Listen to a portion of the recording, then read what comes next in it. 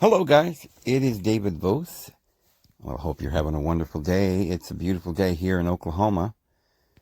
Oh, man, I was out today again looking for Bonnie and haven't found any signs of any deer carcasses or haven't found any signs of Bonnie or anything, any scuffle or any hide or anything.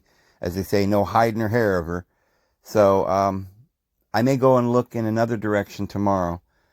But I'm to the point now where I'm basically just trying to figure out what happened to her. But I'm pretty certain that something happened because I heard the ruckus that was going on that night. And, I just think that there's very little chance that, she's going to turn up because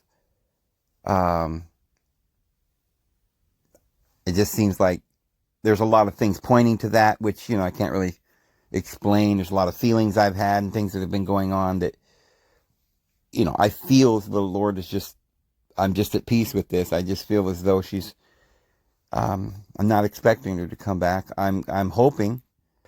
But before we get to that, there is something I wanted to talk about. I think it's important that we talk about it today. It was on my mind, and I feel led to talk about this for just a few minutes because we don't have a lot of time. But as you guys know, I used to be a vegetarian. And during that time, I was a vegetarian for 11 years, but during that time, I was I used to call myself a fruitarian, which was just, these are all just words we use. But I like that term because a fruitarian, to me, was that you ate things that came, or the offspring or the fruit of a plant, or even an animal. So you didn't eat the animal, but you ate the fruit. Animals produce, like bees produce honey. It seemed natural to me, and I had scriptural reason to believe that the product of these animals was definitely for and intended to be for our eating and our health and for food. So to me, it just seemed rather obvious that the bees made honey for us, for the bears, for other animals. I don't know whether the bees themselves need all that honey or what it is. I mean, you have to ask yourself that question. I wonder if a scientist ever really asked themselves that question. There's these weird little questions that I guess they would never think of, but like, why do elephants have tusks? Now, they might say, well, that's because the elephants, have, just like a hog will have a tusk and they use them to fight. Elk have big antlers and they have battles where they butt heads and they fight with their horns, and, big rams come and butt heads, and we've seen this, and they use their horns for that. So scientists will say that's why they have horns. To the males, primarily, have these horns so that they can fight. Well, if a dog has paws with claws, you might say, yeah, that's for digging. Because there certainly are animals that have big claws that they use them for digging. But that doesn't mean that that's the only reason. Certain animals that have big claws, like a cat, doesn't really use it for digging. I don't know that cats do a lot of digging. For a cat, those big claws are to kill their prey. So you can't just say that, well, tusks are only for fighting. The funny thing about elephants is they have these long trunks. And I've seen this, although I don't think in modern times people even use the animals. You don't even hardly see anybody with a bull right in their field, plowing their field anymore, or horse and carriage, even though that's what we did with animals. We used the dogs for a dog sled, or we used them to go herd our sheep and stuff. We don't do hardly that anymore. But in the certain ancient times, they used these animals for different reasons. The elephant, I believe, being so big, was able to push down trees and then lift the trees like a forklift that could literally use those horns, those tusks, to get under the logs, and then they put the long trunk around it to kind of hold it in place, and they can carry the logs. And so it's like, instead of bulldozers and forklifts and things like that, in ancient times they had animals. We had camels that were able to go long distances without water, so they used them in the desert areas. And in other areas, they used horses because they were faster. And they used them for the mail system. And they used them to travel and to get from point A to point B, or to pull their wagons and stuff. All these animals have a purpose. So you say, well, the horse is just a beautiful animal. But what is the purpose of any animal? If there were no humans on the earth, we were just gone. And the world was just out here with animals and rocks and trees and waterfalls. And what would be the purpose for these animals and the earth and existence? What is the purpose? That's something that science doesn't talk about. Now, they can tell you why certain things do what they do based on how they believe it evolved, or how the chemicals reacted to each other. And they will tell you, oh, well, certain plants develop certain chemicals that will stop other things from eating it, predators. Like they have somehow evolved this way to not be eaten. I don't believe that. It's like what we talked about the other day with the bears, the grizzlies being black and the polar bears being white. Now, if you say, well, the polar bear evolved to become white because it needed to be camouflaged, and being up there in the snow, you couldn't see the polar bear because he was white. And then he was able to sneak up on his prey, and the ones that were dark, they couldn't eat because they couldn't get any food because they would see them coming. That's called survival of the fittest. But if you were to be able to go up to a polar bear and you could ask him, why are you white? They wouldn't say, well, the purpose for me being white, I've chosen this white color for a purpose. The polar bear wouldn't say, well, I like to be white, or I've chosen to become white, right? Or my genetic chose that I should be white. The genes of that polar bear didn't choose. The actual genes could be producing black bears or white bears or brown bears, but all of the black bears die in that area simply because of the circumstances. So the polar bear then is white due to circumstances, but not because there is a purpose that somebody just said, you know, I want you to be white because I like that color, or it looks good on you, or I made your genes that way, therefore you're going to be white. But why would somebody make an animal white? What would be the purpose? Well, you could say, with a purpose for the divine being to make a polar bear white is to protect the polar bear. But you see, in the end, it really wasn't the Lord allowing the polar bear to be white to protect him, because the Lord made grizzly bears too. And, you know, the Lord wants the grizzly bear to be protected just as much as he wants the polar bears. But the way that he protects the grizzly bear is by providing them a habitat where that black coat will keep them safe. Maybe in an area where they're living further down south and there's no snow down there. Then they don't want to be white, because then they would stand out like a sore thumb again, this time because they are white, not because they're dark. So when I say purpose for something, it is survival of the fittest. It's more or less, in some sense, I wouldn't say it's accidental.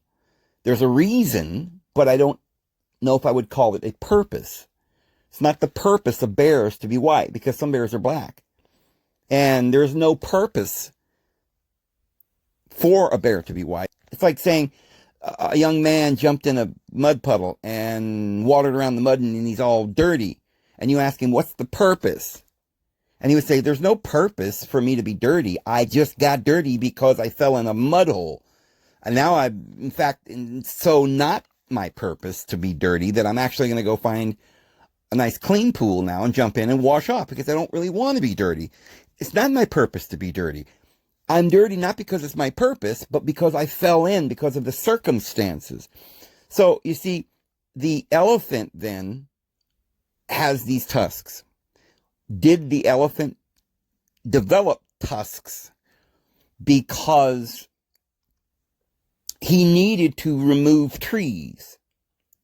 Well, perhaps the original elephant lived in an area where there was these huge trees that had, say, coconuts at the top. Well, how are they going to reach 30 feet in the air? Well, the short little piggy elephants that didn't have long trunks probably couldn't reach the fruit up in the tree because they lived in a certain area. And only the ones that have longer noses were able to reach that high. Or in the case of a giraffe, they had to have long necks so they could reach up there to get the fruit. Well, is it then that some animals, like a giraffe, it's their purpose to have a long neck? Or is it that they're simply developed a long neck over time because of the survival of the fittest and the circumstances created their look due to all the circumstances that made them that way? But their purpose then isn't to have a long neck. Their purpose is to eat. Now, if you look at it all that way, you'd have to say, then there is no purpose for bears to be white because some bears are black. And there is no purpose for giraffes to have long necks because some animals that are closely related to giraffes probably have shorter necks. They developed shorter necks and they lived somewhere else. And they became camels or something. And maybe a certain number of these animals were able to go longer distances without drinking water. They were useful. And people started using them and developing, maybe breeding them, and they developed camels.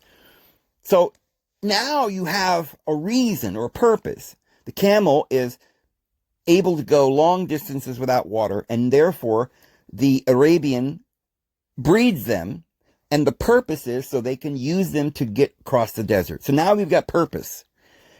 I think that the elephants may have been bred, okay, because I don't see a reason in nature, at least not in our day, we don't see a real big need for big elephants.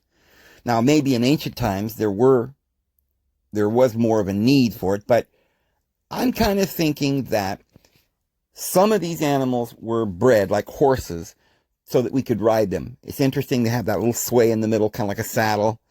Perhaps we bred that into it. This is obviously what mankind has done before. When you look at dogs, you see certain dogs are bred for hunting, or certain dogs are bred for herding sheep, or certain dogs are bred to go and protect you, or to pull your sleigh, or to, various things. They were bred that way. So in that sense, purpose has to be intention, not accident. So we've got kind of both things going on, right? No, not really, because if you looked at a small slice of history and you went back far enough to where the first bear started turning white, I don't know when that was, a million, zillion years or whatever, and you watched how these particular bears started developing and becoming more numerous, perhaps because the earth was more cold and it started to snow more, and then more of the bears turned white because of that circumstance. And you say, well, then again, in this case, it wasn't, they weren't bred that way. There was no reason or purpose from the point of view of humans, but it was simply accidental. But I don't know that that's accidental either, because remember, our Father has foreknowledge. And so when he made the world, he made it with the seed therein, and after their kinds, fish after their kinds and mammals after their kinds. So now there's the purpose. I'm sure that when the Lord made these animals, he realized there would be variation. He didn't want all of his animals black and all of them over here white. But he wanted some animals black and white. He wanted some animals brown and black. He wanted some animals white and brown. He wanted variety. So the purpose then was to give the creature the ability to adapt to the circumstances. Now we find purpose in the genetic being able to be adapted to a certain environment. Now there's your purpose. So we really do have purpose. So when I look at elephants with the long tusks and the long nose, and I say, yeah, it could have been that they were just bred that way, I can't just credit nature with purpose, because when I look at nature, I just see some more of it almost looks like an accident, right? Like with the white bears and the brown bears. But since our Father in heaven designed this world, and he made the DNA so that it could be adaptable, so that we could survive in different climates and different regions, because otherwise, I mean, if the Lord had just made one animal that could only live under certain circumstances, and yet he made the world with varying temperatures and climates and altitudes and everything, then the only place there would be any animals is in that one place that the animals could survive. So the Lord had to let them adapt. The Lord wanted variety, and he wanted animals to be variety, have a variety of colors and things. So I think then that when you look at the reason why certain plants have chemicals that may be poison to other animals to eat them, or they have thorns and it's difficult to pick the berries or to get in there, it's almost as if the thorns are there to keep certain predators out. But yet at the same time, it's not to protect the plant, because purpose has to be by design, and a plant doesn't have design or reason, or couldn't have, the plant couldn't have caused itself to grow thorns. The DNA or the pattern of the reason that the plant grows thorns had to have been from a designer or creator. The purpose then might not be so much to protect the plant as it is to keep bigger prey out of there, to leave an environment for smaller animals. Because now I see with a rabbit, remember Brer Rabbit, he was living in the briar patch? Well, see, rabbits love briar patches. There's thorns and everything, but it's fine for a rabbit because a rabbit's real small and it can go through small holes. But it protects the rabbit from the wolf or the fox, because he can get inside the bramble, and the thorns will keep the foxes and the cougars and everything out of there. It's so obvious that thorns do have a purpose. But like I said, the plant couldn't have caused that purpose. It had to have been a creator, a designer. The designer put the ability to adapt and variety and the purpose in the DNA. So I don't see elephants as just an accident. I see them as the Lord putting that in the design of the DNA so that the animal could adapt, because the animal has a purpose, because the Lord put the purpose in the DNA. And the purpose isn't just so that the plant won't be eaten, or just so that the elephant will be able to have horns to fight another male elephant, or accidentally now has the ability to move logs for humans, or a camel that now accidentally, because of its adaptability, is able to go through the desert, and then a human can use that. So to me, it was the Lord that did all of this for the plants and the animals for the purpose of serving mankind. The purpose is to serve mankind. The purpose then is mankind, not the animals. So if there were no humans, and there was just a bunch of animals running around the world, the earth wouldn't have any purpose, because the only purpose is for consciousness. Now, I'm not saying the animals have no consciousness, but they don't have self-awareness like humans do. Self-awareness, or intelligence, that is what the universe actually is. And everything that you see in the universe was manifested from that intelligence. And therefore, everything you see has to be there.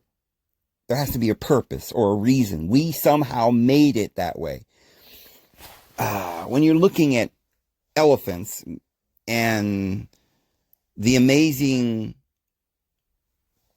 realization that they have qualities that can help mankind, a burden of beast, can plow our field or carry our backpack or get us across the desert or haul trees, or we can use these for our purpose.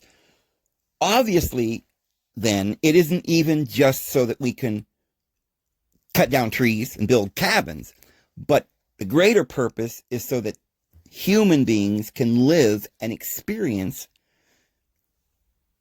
and grow in wisdom and knowledge. So again, it goes back to intelligence. Intelligence is seeking a pathway to understand, to become more aware. It seems like awareness and consciousness is an expanding thing. It will grow and it gets more and more powerful. And if a person then learns enough that our awareness begins to say, oh, now I understand, I am satisfied, we're doing this introspection, we're growing, as we said, we're learning, not just for the purpose of learning, but for the purpose of knowing who we are, getting to the answer, full awareness, complete conscious awareness that we are the one thinking and manifesting the universe. But it seems like when you're just a baby, you don't even know you can walk yet, but you look up and you see humans walking. You have no idea how they're doing it, but you have faith that you will be able to walk one day for some reason. Even though if you had any awareness as a little baby, you'd look at yourself and say, my goodness, my little legs, they're never going to be able to walk. I ain't got the strength. I'm not as big as daddy and mommy. And you might think, well, then I'm never going to walk because I'm little. And would you be able to reason as a little baby that, well, let's see, in a few years I'll grow up and I'll get big like daddy and mommy and my muscles will get strong and I'll be able to walk, and then let's see, I'll get married. They're not thinking about all that. Or are they? Why does a child instinctively keep trying to walk? And why do they always think that even though they can't do it now, one day they're going to be like their daddy? They're going to be something more.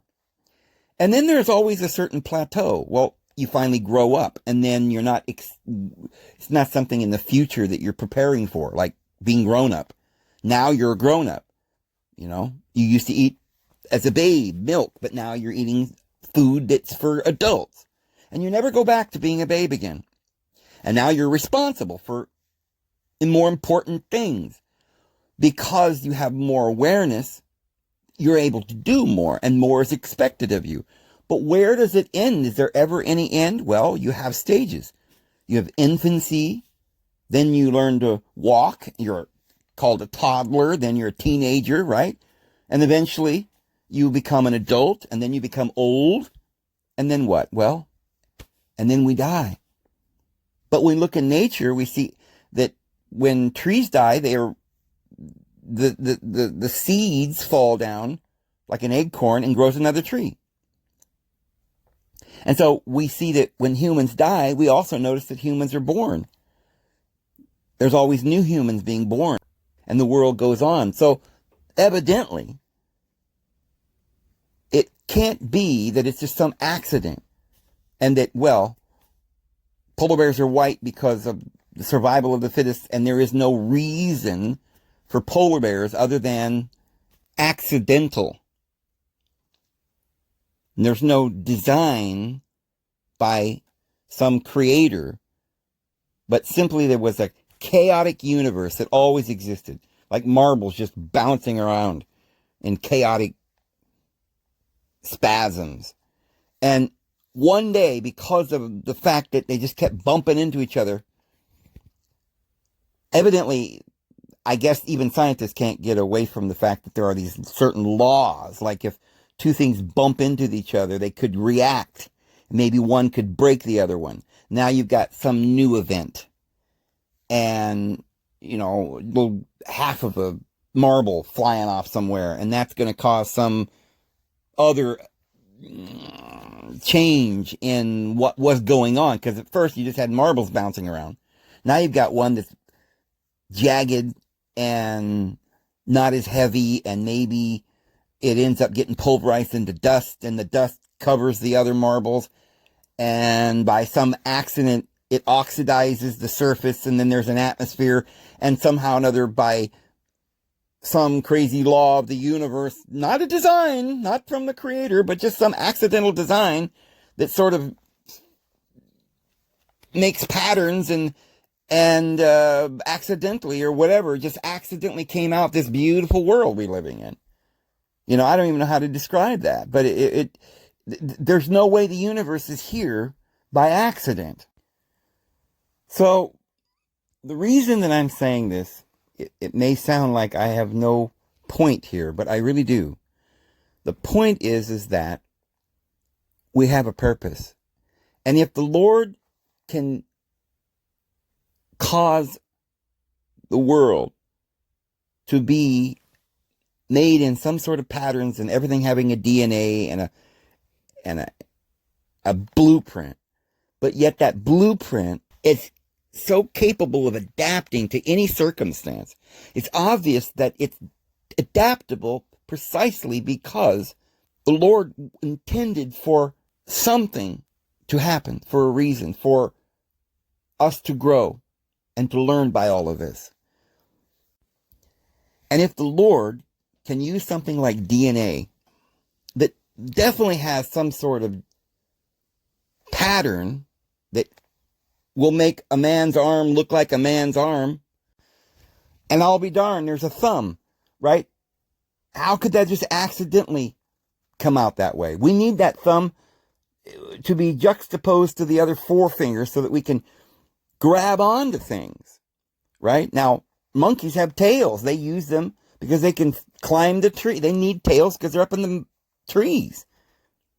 They use them for balance, to hold on to branches. They got like 5 hands that way. They got the tail as well as the 2 arms and 2 legs. The point is that everything that we do and have on this earth is a purpose, not for the monkey, not for the plant, but for humans.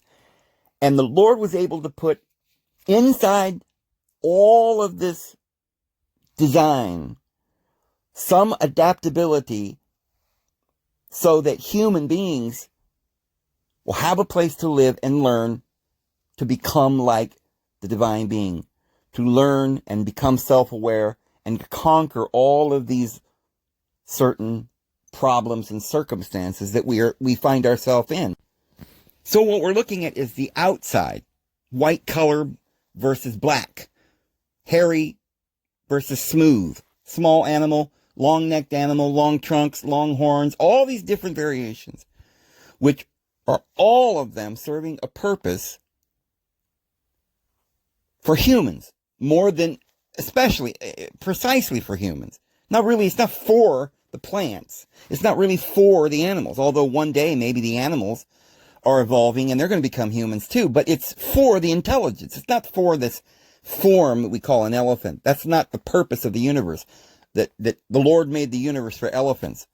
See? I mean, obviously the universe is here and it has a reason. You can see the reason, the purpose is for man and for intelligence that's in man to reach this place, what we call happiness. To reach this place where we say, I understand, I get it, now I know who I am. And beauty is really symmetry. It's kind of like saying, look, I understand. I see the shape. I understand why.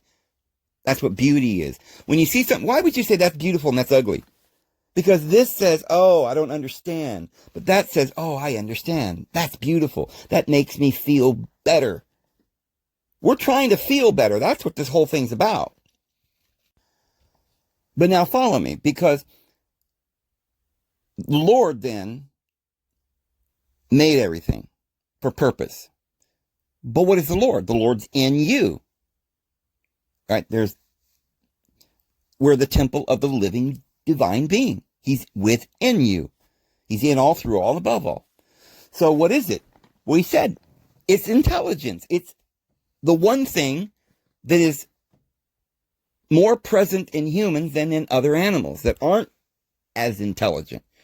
So the higher you go in intelligence, the closer you are. The higher intelligence is the divine intelligence. And everything in the universe is simply the divine intelligence trying to learn and grow, to be aware that it exists. So the outer is a reflection. It's the beauty or the awareness. Beauty is awareness. You wouldn't even know it's beautiful if you weren't aware of that. So that's what it really is. It's looking at the things and realizing there's a purpose. And that is what we call beauty or harmony, right? Satisfaction, happiness. So if that is the case, then I believe that the words of Joseph Smith the prophet are really making a whole lot of sense when he says that the purpose for man is that we might have joy. That's the purpose. But again, what is joy? Joy is seeing the beauty. And what is beauty? The symmetry, the harmony, the peace, the purpose, the logic, being aware. And not just being aware that you're dying, but being aware that you're awake, you got it, you understand, you see the reason, and that's what makes you happy, and that is self-awareness. So the reason for our existence is to always learn to look into the light and see that beauty. But now we've said that intelligence then is the divine being, and that's the designer, which is the thinker or the planner, the creator. Mind is the creator, because in the beginning was the logos, which means logic. That's what that word means in English. The Greek word logos, we have that word in English. We call it logic.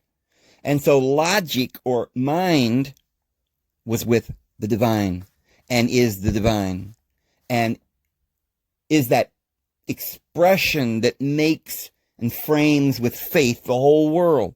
So the outer manifestation then is there because of the pattern of intelligence. So thoughts make the world, as we've said. The Lord said, let it be, and it was. All things came into existence through faith, according to the book of Hebrews. Now, if what we just said is true, that the manifestation, the physical, the symmetry, the patterns must be something that we could come to a place where we grasp the patterns and we see it, and that's what we're trying to do and learn, then the only way that the patterns could be there is because of the thoughts that we have. And so this is the purpose, is to finally wake up. What does it mean to recognize the Christ within you, as we've been saying for so many videos for so long now? This is something that the New Testament says is the purpose that we, remember we talked about the final test question that Jesus gave the disciples? Who do you say I am? Or who do they say I am? And some said, oh, well, you're the Son of the living God. It was a revelation. That's the revelation, which is the same thing as understanding, right? The light, illumination. Well, seeing and recognizing Christ means recognizing the spiritual Christ within. But what does that really mean? It means knowing why everything is physically the way it is because of the purpose that our intelligence has, and therefore we're creating everything. So that means that everything that we see in life, every occurrence that befalls you, came from one of your thoughts or your intentions.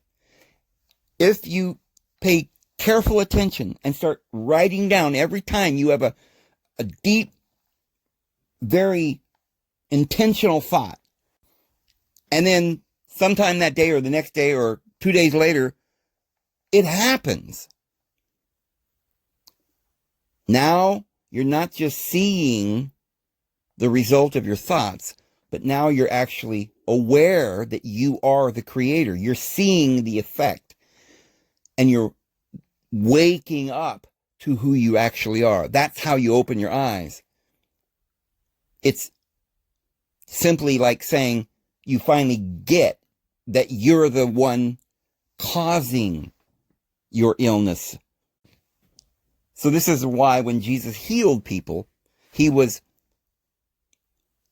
in that story, he was the Christ. All they had to do was touch him or recognize him, and then they were well.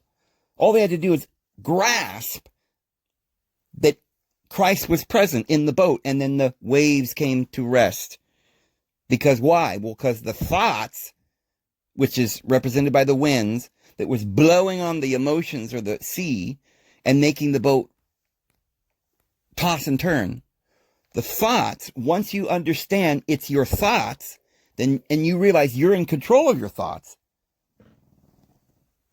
then that's what it means to become aware that Jesus is in the boat. It means to realize that that inner spiritual person that you are is the one who has the authority to tell the winds or your thoughts to calm down. So I want to do a video soon about diet. Again, we haven't done that in a while, and I want to talk about that because there's so much that needs to be said about what we are to eat and why we're supposed to eat any particular way.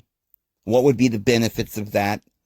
Are we under any compulsions, or, does the Lord get angry if we eat meat?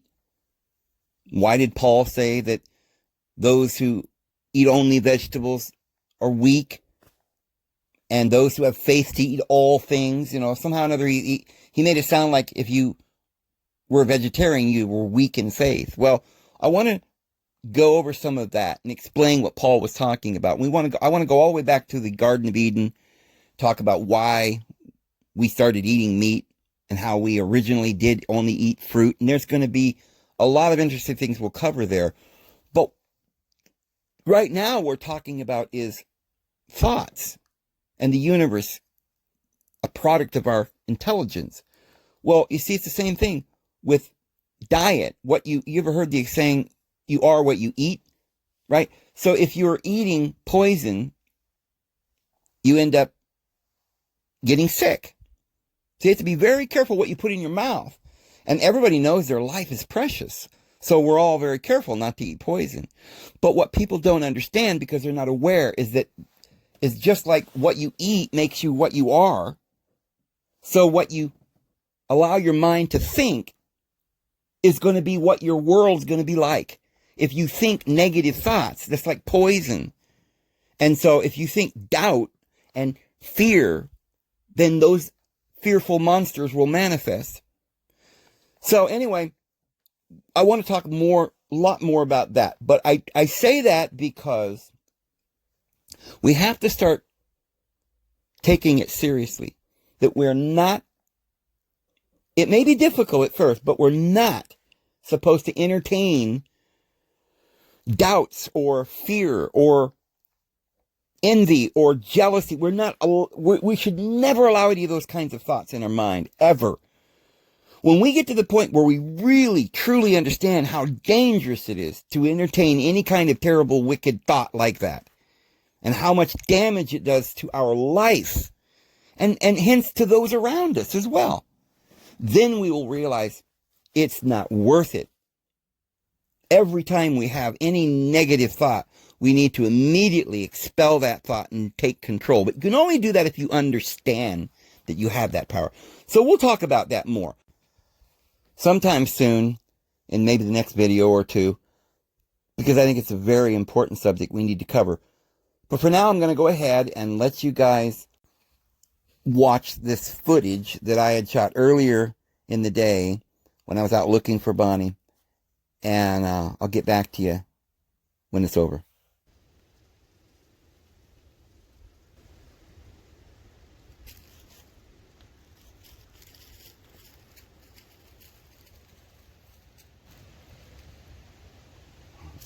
Hi, Miss Boots.